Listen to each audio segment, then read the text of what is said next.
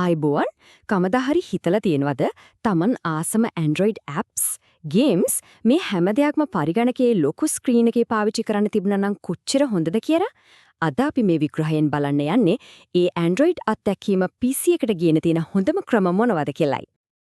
අතරම මේක හුඟා දිනෙකට හිතෙන දෙයක් සමහර වෙලාවද ලොකු ස්ක්‍රීන් එකක ගේම් එකක් ගහන්න ආස හිතෙනවා හිමි නැත්නම් ෆෝන් එකේ ඇප් එකක් PC එකේ වැඩකට ලේසියෙන් ගන්න තිබුණා නම් කියලා හිතෙනවා. ඉතින් අද අපි බලමු මේකට තියෙන විසඳුම් මොනවද කියලා. අපි පටන් ගමුකෝ ලේසිම සහ සරලම ක්‍රමයෙන්. ඒ තමයි මිරර් කරන එක. මෙතනදි වෙන්නේ කිසිම සංකීර්ණ දෙයක් නැතුව ෆෝන් එකේ තිරේ ඒ විදිහටම PC එකට ගේන එක.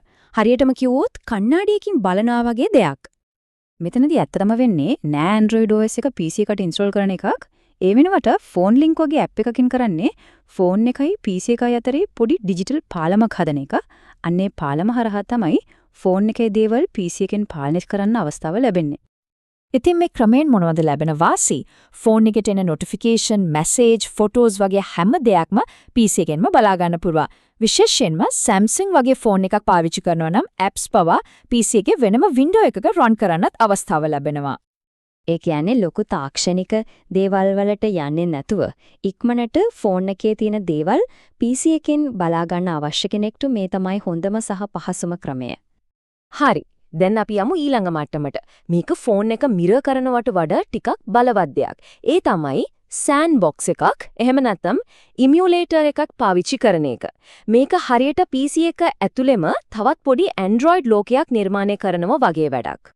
සරලවම කිව්වොත් ඉමියුලේටර් එකක් කියන්නේ Tamanගේ Windows හරි macOS එක ඇතුළේම තමත් පොඩි Android ෆෝන් එකක් software එකක් විදිහට හදාගන්න එක. ඊට පස්සේ ඒක ඇතුළේ ඕනෑම app එකක් install කරලා වැඩ කරන්න පුළුවන්. දැනට ජනප්‍රිය ඉමියුලේටර් කීපයක්ම තියෙනවා. BlueStacks, Memu වගේ ඒවා නම් ගේම් ගහන්නයි සාමාන්‍ය වැඩවලටයි ගොඩක් ප්‍රසිද්ධයි. හැබැයි Genymotion සහ Android Studio Emulator වගේ ඒවා විශේෂයෙන්ම නිර්මාණය කරලා තියෙන්නේ app නිර්මාණකරුවන්ට. ඒ කියන්නේ developersලා වෙනුවෙන්මයි. ඉතින් කවුද emulator එකක් වැඩිපුරම පාවිච්චි කරන්නේ? ගොඩක් වෙලාවට Android games PC එකේ ලොකු ස්ක්‍රීන් එකේ mouse එකයි keyboard එකයි එක සෙල්ලම් කරන්න කැමති අය.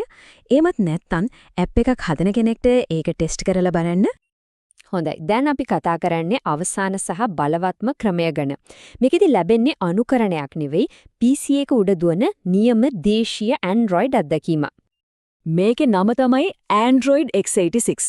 මේකේ ඉමියුලේටර් එකක් නෙමෙයි. මේ කියන්නේ Android මෙයුම් පද්ධතියම PC වල තියෙන දෘඩාංක වලට ගැලපෙන විදිහට හදපු විශේෂ ව්‍යාකෘතියක්. සරලව කිව්වොත් PC එකට Windows වගේම Android OS එකම ඉන්ස්ටෝල් කරගන්නවා. මේ වැඩේ කරන්න ප්‍රධාන ක්‍රම දෙකක් තියෙනවා. එකක් ටිකක් සංකීර්ණයි, හැබැයි උපරිම performance එකක් දෙනවා. අනිත් ක්‍රමය ආරක්ෂිතයි, ඒත් performance එක පොඩ්ඩක් අඩු වෙන්න පුරුවන්. අපි බලමු මේ ක්‍රම දෙකම මොනවද කියලා. බලන්න මේ තමයි ඒ ක්‍රම දෙක.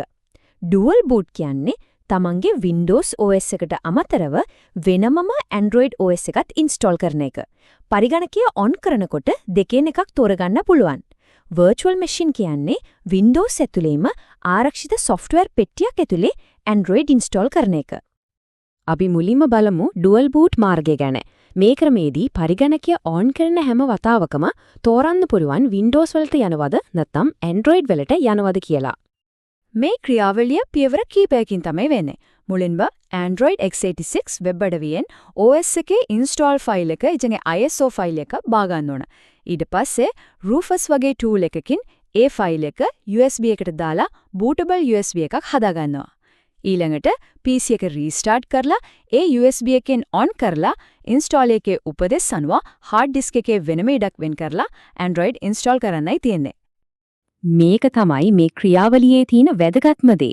hard disk එකේ ඉඩ වෙන් කරනකොට, කියන්නේ partition කරනකොට පොඩි වැරදීමකින් වුණත් වටිනා දත්ත ඔක්කොම නැති වෙන්න පුරුවන්. ඒ නිසා මේ වැඩේක අත ගහන්න කලින් හැම වැදගත් ෆයිල් එකකම backup එකක් අනිවාර්යයෙන්ම තියාගන්න.